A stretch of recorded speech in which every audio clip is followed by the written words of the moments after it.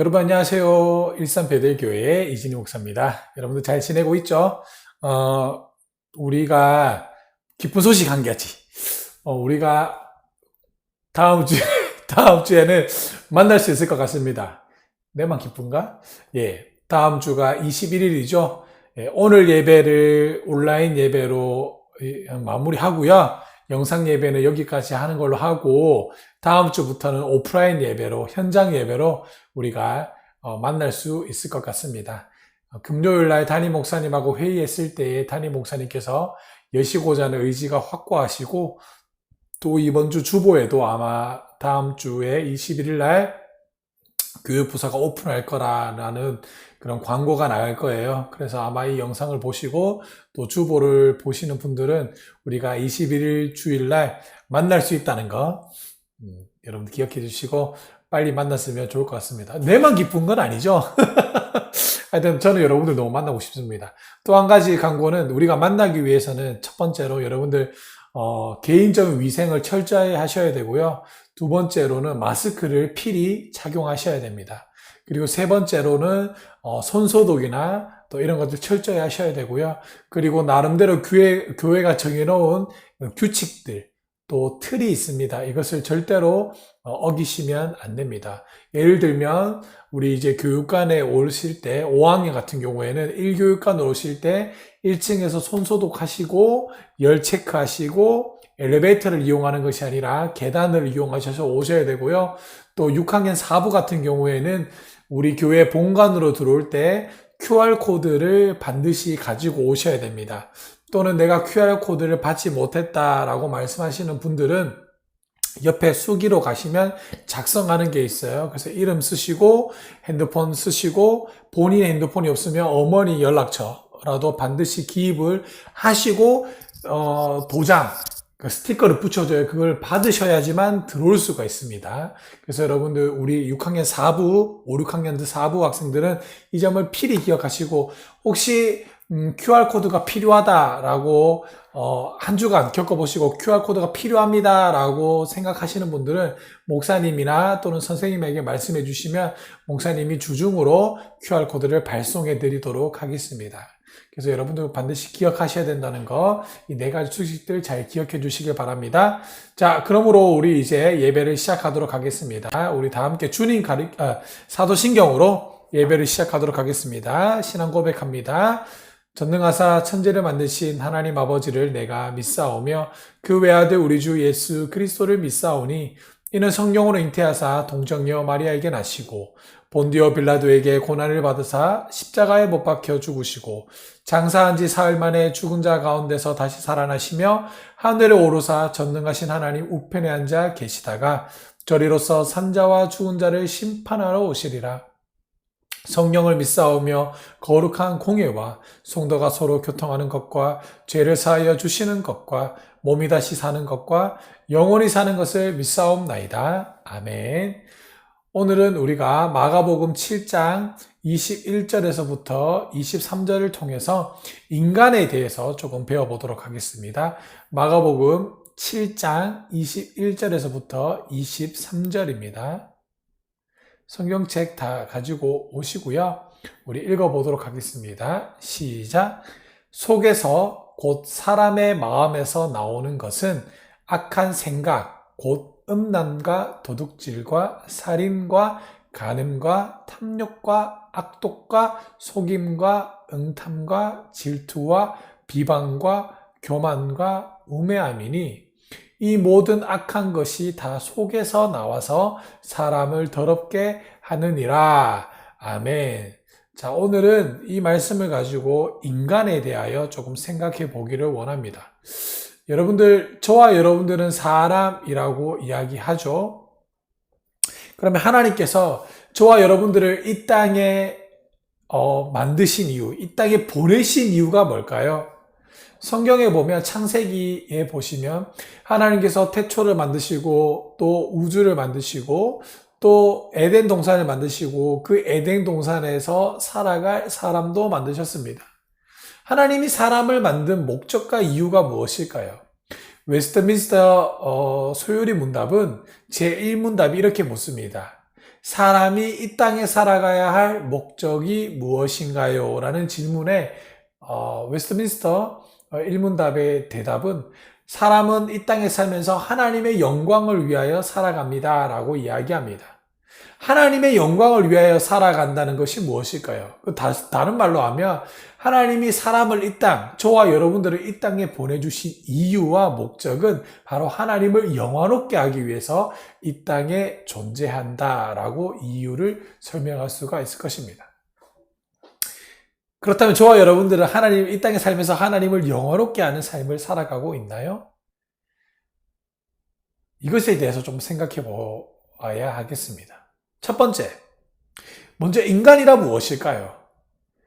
창세기 1장 27절에 보시면 하나님께서 사람을 만드실 때에 누구의 형상을 따라 만드셨냐면 목사님이 지난주에 얘기했죠. 하나님의 형상을 따라 만들어졌다라고 이야기했습니다. 하나님의 형상을 따라 만들어졌다는 것은 두 가지를 의미하는데요. 첫 번째는 하나님의 공유적 속성, 두 번째는 비공유적 속성에 대해서 알아야 된다라고 이야기했습니다. 먼저 비공유적 속성은 뭘까요?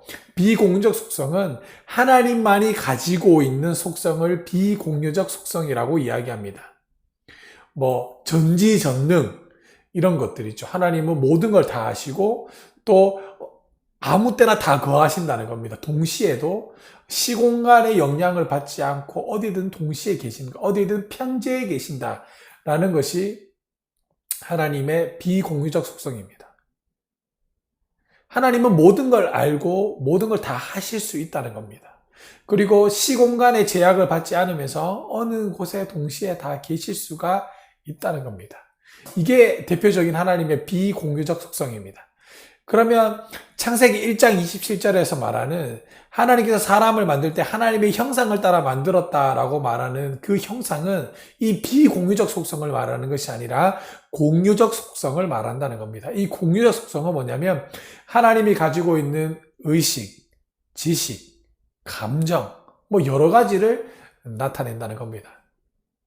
그래서 목사님이 지난주에 목사님 설교 드렸죠. 왜 사람은 공동체로 있어야 되는가? 그렇죠. 삼위의 하나님이 우리에게 구원을 주시고 하나님조차도 하나님은 한 분이시지만 세 위격으로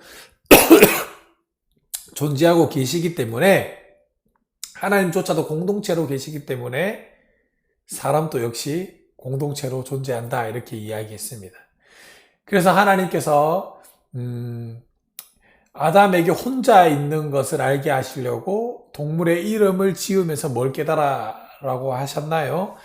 사람이 내가 지금 혼자 있구나. 내가 혼자 있어서는 안 되는구나. 라는 깨달아야 한다라고 이야기했습니다. 자, 그러면 우리가 조금 더 나아가서 인간에 대해서 조금 배워야 되는데 하나님은 사람을 만들 때 하나님의 형상을 따라 만들어서 계속적으로 성경을 보시면 하나님이 에덴 동산에서 사람과 함께 있을 때는 사람이 하나님을 볼 수 있었고 이야기할 수 있었고 하나님과 동산을 거닐고 있었다라고 이렇게 이야기를 합니다. 그 말은 뭐냐면 하나님을 볼 수 있었고 만질 수 있었고 대화할 수 있었다는 겁니다. 근데 지금 왜 저와 여러분들은 하나님을 볼 수 없고 만질 수 없고 이야기할 수 없을까요? 그것은 저와 여러분들이 뭘 갖고 있다는 말일까요? 그렇죠. 죄라는 것을 갖고 있기 때문에 그렇다는 겁니다.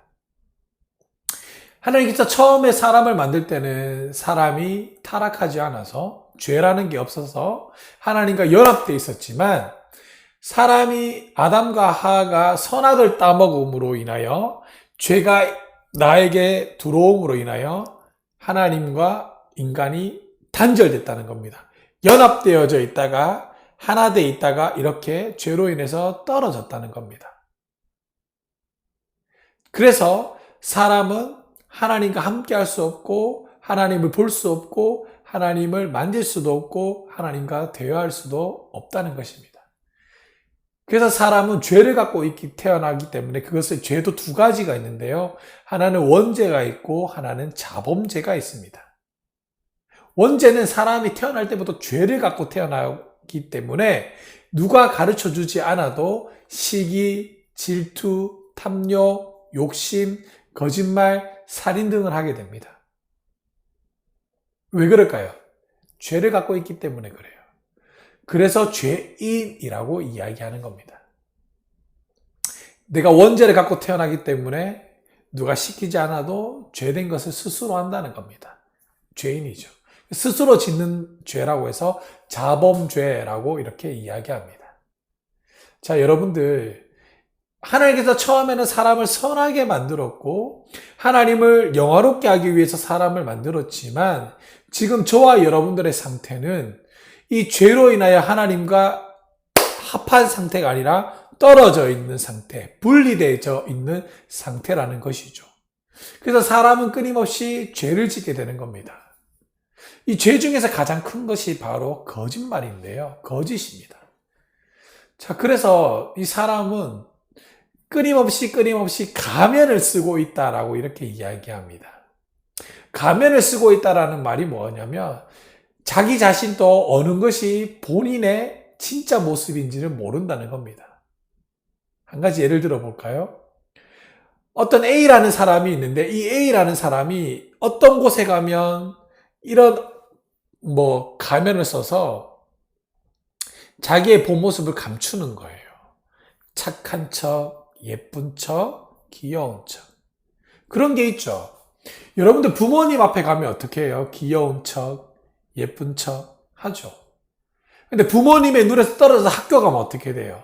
선생님 말 잘 듣나요? 아니죠. 학교에서 장난치고 여러 가지 악동적인 모습이 나와요. 목사님이 교육자이고 목사님의 사모님, 와이프가 학교의 교사이다 보니까 이런 이야기를 많이 듣는다고 합니다. 무슨 이야기냐면 이제 부모님을 이렇게 이제 상담을 하게 되면 그래서 상담하면서 어머님의 자녀가 학교에서 이런 생활합니다 라고 이야기하면 어머니들이 깜짝 놀란대요. 왜 놀랄까요? 집에 있는 모습과 학교에 있는 모습이 전혀 다르기 때문에 그렇다는 겁니다.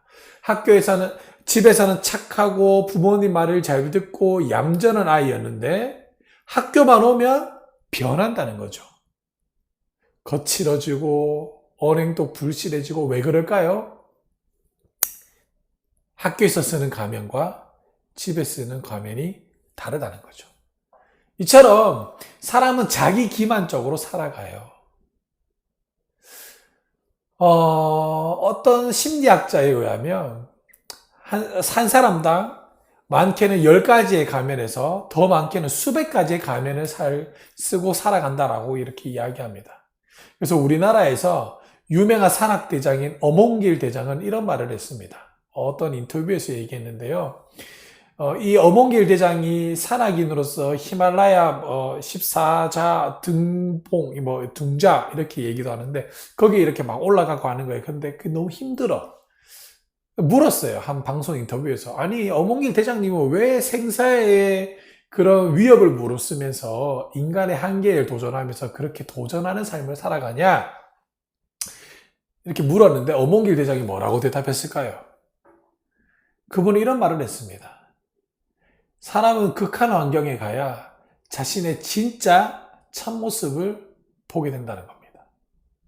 그래서 자신을 발견할 수 있기 때문에 자기는 끊임없이 산을 탄다는 거예요. 저는 그 말에 굉장히 공감했습니다.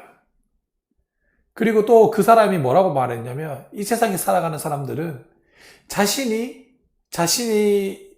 된 바른 모습을 보지도 못하고 자신이 어떠한 가면을 쓰고 있는지 자신이 진짜 어떠한 모습인지 모르면서 인생을 마무리할 때가 많다라고 이렇게 이야기한다는 것이죠. 저도 거기에 굉장히 공감합니다.